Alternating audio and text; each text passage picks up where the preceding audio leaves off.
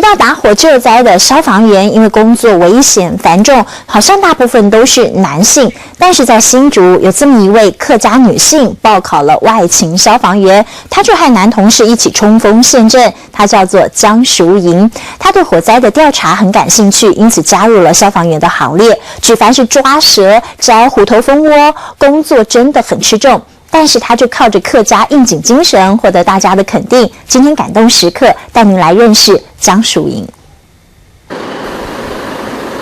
云梯车慢慢上升，7层楼高，很多女生会吓得发抖。不过消防员江淑莹不一样，不但稳如泰山，还能和小朋友互动，进行防灾教育。你知道消防员在救灾的时候啊，如果要把你们从那里面救出来的时候，你们要第一个要先怎么样，知道吗？要先靠近窗边的时候要有保持一个距离啊。她是新竹县消防局第一批的外勤女消防员，瘦瘦小小的，但是志气高昂，出身苗栗客家庄，靠着应景精神，克服严苛的训练，完成工作挑战，也让她成为纪录片的女主角，大家都叫她应景凤凰。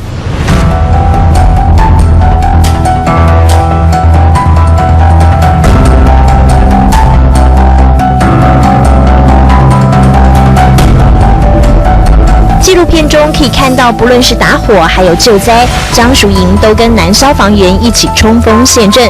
而且说到为民服务，她也是跑第一，拿起火把摘虎头蜂窝，一点都不害怕。做好准备，抓蛇都难不倒她。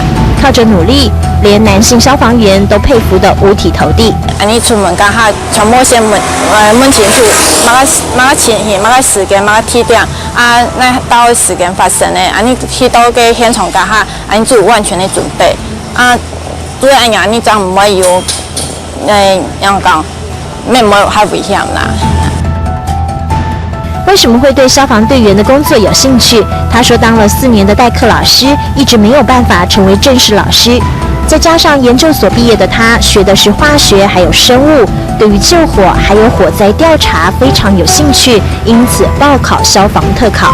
其实对我原本来讲，什么都了当辛苦啊，你做嘛很做的下伊，还是感觉讲你行来选择的工作，各行各业都有辛苦的一面呐。上山下海虽然很辛苦，但是对他来说，救人一命再苦也值得。要做这个位置吗？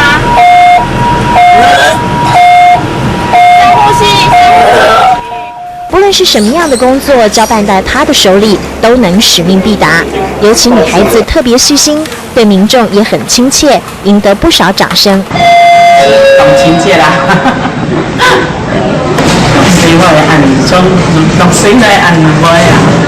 一般认为消防队员是阳刚的职业，不过江淑莹靠着不断努力，也能成为打火女英雄。金火女英雄有着客家应景，搭云梯、打大火、冲锋陷阵不退缩。淑莹的温柔女儿心，也给阳刚的消防队点缀感动时刻。